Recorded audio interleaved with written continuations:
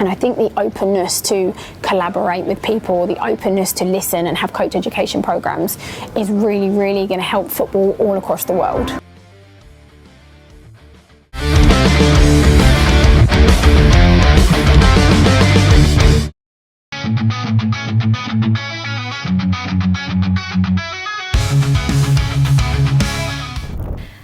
Dalam 6 pertandingan kualifikasi Piala Dunia sejauh ini, penampilan timnas Indonesia telah memukau para penggemarnya. Mulai dari skuad Garuda yang bermain imbang dengan timnas Arab Saudi dan timnas Australia di leg pertama, serta mengalahkan timnas Arab Saudi di pertemuan kedua, penampilan luar biasa dari tim yang sebelumnya di peringkat bawah ini membuat persaingan di grup C ini begitu ketat. Sekarang pun PSSI di bawah Pak Erick Thohir benar-benar sedang memasuki perubahan, sebab Pak Erick paham untuk menciptakan timnas yang bagus. Selain naturalisasi, perbaikan untuk sistem internal seperti pembinaan, liga, wasit dan lain-lain juga terus dilakukan. Itulah kenapa PSSI berusaha menjalin kerjasama dengan negara-negara yang sepak bolanya maju, biar segala apa yang direncanakan bisa berjalan sebagaimana semestinya. Ya, semuanya memang gak gampang. Ngelola sepak bola Indonesia terutama di tingkat daerah-daerah, ya tahulah susahnya gimana. Nah, di luar dari itu semua udah pasti naturalisasi adalah yang dianggap jalur akselerasi tercepat untuk mencapai top level. Dan PSSI paham bahwa program ini nggak bisa dijalankan asal-asalan seperti yang udah-udah. Maka dari itu diberlakukan standar bagi seorang pemain agar bisa menjadi bagian dari skuad timnas Indonesia. Dan terciptalah generasi yang sekarang isinya pemain-pemain secara reputasi cukup ternama di Eropa. Lebih lanjut, untuk mencapai misi menciptakan generasi emas, pasti butuh yang namanya kesinambungan antara mereka yang bermain di kompetisi lokal dan juga luar negeri, di mana secara kualitas nggak boleh terlalu jomplang, macam Jepang gitu. Namun untuk naturalisasi, tampaknya poin ini beneran bakal digas sampai benar-benar mentok. Kita tentu tahu bahwa sekarang PSSI mulai banyak mengamati pemain diaspora yang berusia muda yang tersebar di berbagai negara. Hal ini dilakukan jelas tak lepas dari optimisme tim Garuda untuk menembus panggung dunia yang makin dekat ini.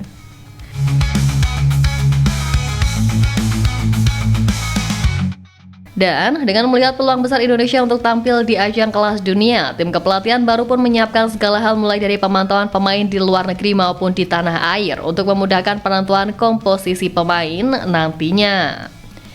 Meski waktu menyiapkan timnas Indonesia sangatlah singkat, asisten pelatih Garuda Denny Lanzat menganggap bahwa hal tersebut sebagai sebuah tantangan.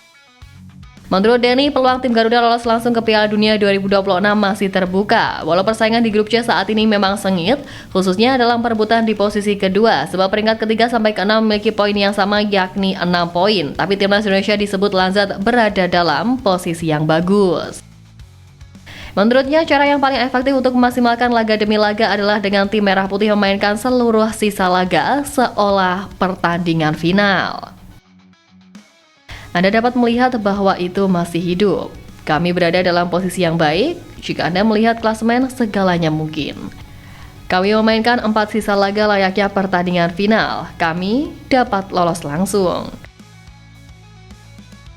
Denny Lanzat sendiri diketahui menerima tawaran melatih timnas Indonesia tanpa berpikir panjang karena ada kolega dekatnya Patrick Kluivert. Keduanya diketahui pernah bermain bersama di Ajax Amsterdam maupun timnas Belanda. Apalagi dengan Lanzat mempunyai darah Indonesia dari sang ibu yang merupakan orang Maluku.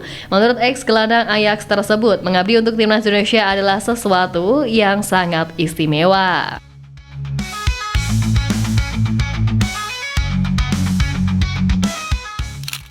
Selain karena itu, Denny Lanzat juga menyoroti bagaimana komposisi pemain skuad Garuda peninggalan Sintayong yang menurutnya menjadi kunci permainan apik dari Indonesia. Denny Lanzat bahkan diketahui ingin menambah pemain keturunan lain untuk menambah kekuatan Garuda, yang salah satunya ialah Jairo Riedewald. Dalam wawancara terbaru dengan media Belanda Football Premier, Lanzat membahas perannya dalam mencari pemain keturunan yang berpotensi untuk dinaturalisasi. Meskipun tim kepelatihan timnas Indonesia terbuka terhadap proses naturalisasi, keputusan akhir tetap berada di tangan dari federasi dan juga pemerintah. Tapi jika keputusan ada di pihaknya, Denny Lanzat memastikan bahwa Riedewald akan diterima dengan tangan yang terbuka. Denny Lanzat juga mengakui bahwa sejauh ini skuad timnas Indonesia sudah cukup apik dengan para pemain warisan Sintayong. Baginya, Coach Shin menjadi sosok yang begitu berperan dalam pemilihan pemain-pemain bagus di skuad Garuda era ini. Pilihannya bagus. Anak-anak telah melakukan yang terbaik sejauh ini, tapi penambahan juga dipersilahkan. Pemain yang bermain di luar negeri adalah nilai tambah bagi kami. Ya, sejatinya Ketua Umum PSSI Pak Erick Thohir sebelum ini sudah mengonfirmasi bahwa pihaknya telah menjalin komunikasi dengan Jairo Ridwan. Meski belum ada kepastian apakah proses naturalisasinya akan rampung sebelum Maret ini, pendekatan terus dilakukan untuk mempercepat keputusan. Dan sebagai pemain keturunan berkualitas tinggi, Ridwan berpotensi menjadi tambahan berharga bagi lini tengah Timnas Indonesia.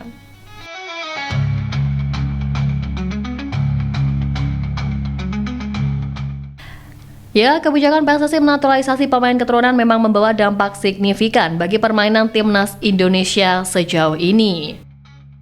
Jay Ezels, Kelvin Verdong, Tom Hai, dan pemain diaspora lainnya membuat kualitas skuad Garuda semakin meningkat. Mereka semua begitu berjasa membawa Indonesia ke babak 16 besar Piala Asia 2023, bahkan secara mengejutkan mampu mengalahkan Arab Saudi pada putaran ketiga kualifikasi Piala Dunia 2026. Bahkan menurut Tottenham Hotspur International Development Manager Shannon Moloney, kehadiran pemain naturalisasi di tim Garuda adalah hal bagus. Dia berharap semua pemain diaspora tampil dengan kebanggaan saat memperkuat tim Merah Putih. Moloney juga berharap Tom Hai CS bisa menjadi teladan sekaligus kebanggaan dari anak-anak Indonesia. Dengan terus hadirnya pemain bintang Eropa ke skuad Garuda, ia bahkan yakin Indonesia mampu menembus ajang terakbar dunia yang kini tengah diupayakan itu. Apalagi setelah ini para penggemar sepak bola tanah air akan menyaksikan aksi pasukan Garuda dalam melawan Australia dan juga Bahrain dalam lanjutan putaran ketiga kualifikasi Piala Dunia 2026.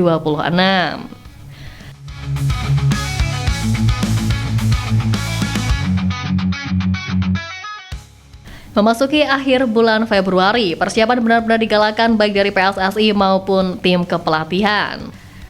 Persiapan PSSI yang dimulai dari pemain pun kini dilanjut ke lapangan yang akan digunakan Timnas Indonesia saat menjamu lawannya.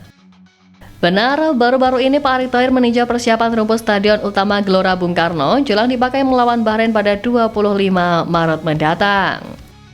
Di mana dalam giat tersebut Erick Thohir didampingi oleh Wakil Mensesnek Juri Ardiantoro dan juga Direktur Utama PPK GBK Adi Kusumo.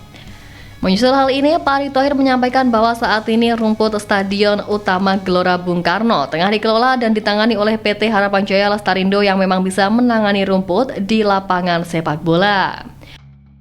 Ia memastikan bahwa PT Harapan Jaya Lestarindo akan maksimal menyiapkan rumput SUGBK sebaik mungkin. Tak hanya itu, Pak Erick juga mengapresiasi pihak Lestarindo Soccer Field yang sudah bekerja keras untuk melakukan perawatan intensif atas rumput GBK. Dirinya pun berharap bahwa Timnas Indonesia bisa mengeluarkan kemampuan terbaiknya di rumput baru GBK.